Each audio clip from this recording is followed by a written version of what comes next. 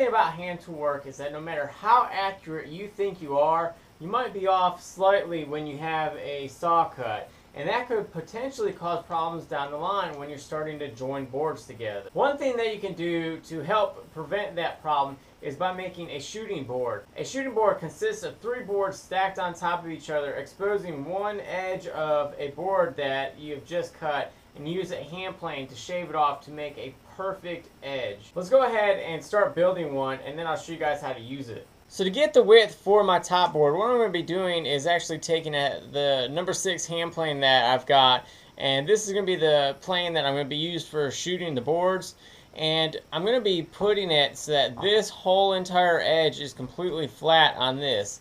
If you have it too far over to this way, it'll start tipping and you won't get a perfect cut. You can have it more over so that you might be more exposed like that.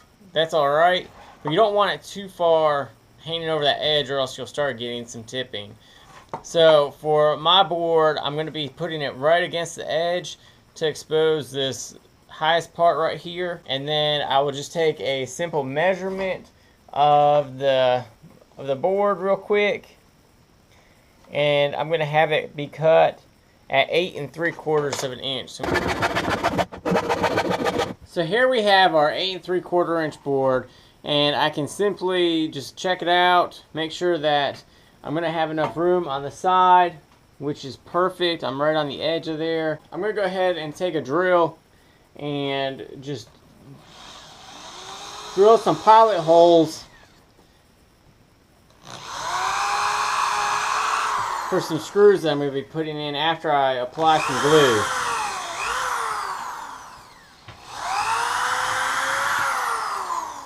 Now I've got it flipped over, and I'm just going to apply some glue. Now I can flip it back over, put it back down. I move it around a little bit to help create like a suction with all the glue and everything. Smear it around a little bit underneath. And now I've got these little tiny screws that I'm going to be using just to hold it together while it all dries. So this now looks pretty plain, and we've got to go ahead and get a fence made up for it. And what I'm going to be doing is using the 3/4 piece of plywood. I'm going to go ahead and mark it right there and right there and draw a line, and this little section right here will be my fence. So we've got our fence completely cut out now, and I'm ready to go ahead and mount it. I'm not going to flush it up to this edge right here, and I'm not going to flush it up over to this side. I'm going to let it overhang just a bit, keep it shy this way. The main thing that you want to make sure of is that this edge is 90 degrees to this edge.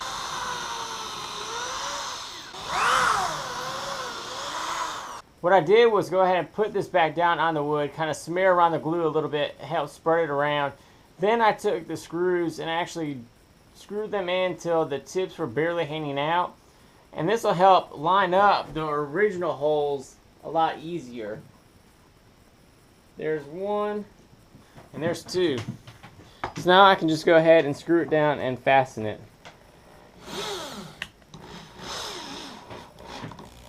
Okay, so right now we've got our fence, the top board, the baseboard. One thing I didn't show you guys is that you have to also make a hook. And that's what this part right here on the back is for. If you guys don't, your board will be sitting here, and as you're shooting, it'll just be going up, back and forth. So the hook is made to really catch that board so that the whole entire assembly doesn't slide around. After you've gotten everything all put together, one thing you have to do is make sure that all this is completely flush, or else your plane won't be going completely against the rail like you want it to go. It'll be kind of crooked or something like that. So one thing you want to do is go ahead and flush all that up.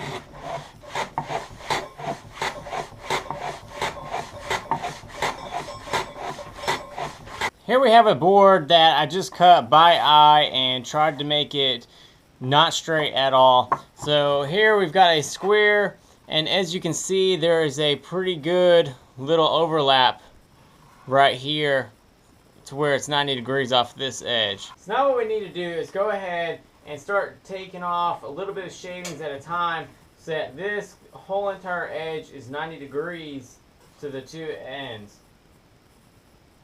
So the goal right now is to make sure that this is completely 90 degrees to this edge and this edge. So what you have to do is take your plane and overhang the board over the edge just slightly.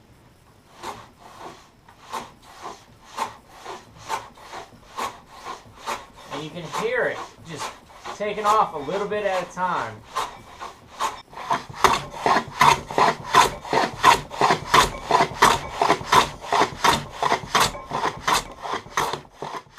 By eye it was 90 degrees, and by this square it is also a 90 degrees. So we have a very good edge that we can go ahead and join up to another piece of board.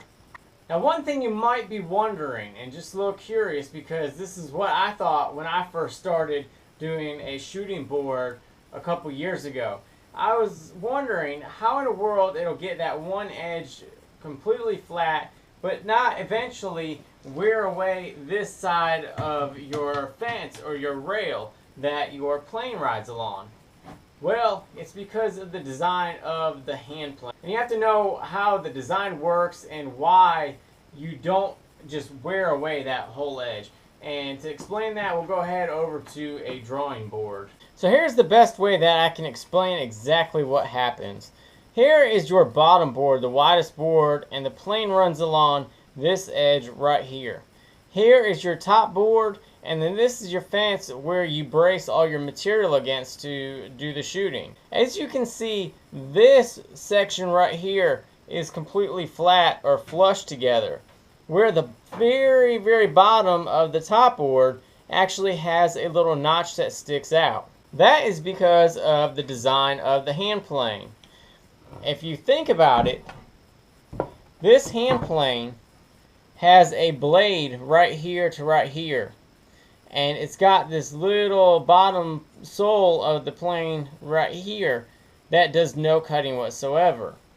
So as you are moving the hand plane, the blade is actually only hitting this section right here, taking off the material.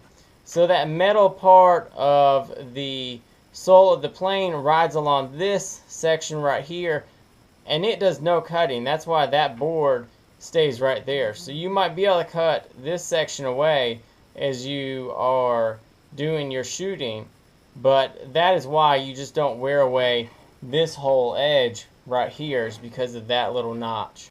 So thanks for joining me today as I made a really simple shooting board that'll be useful in any hand tool shop or any shop in general if you have a hand plane.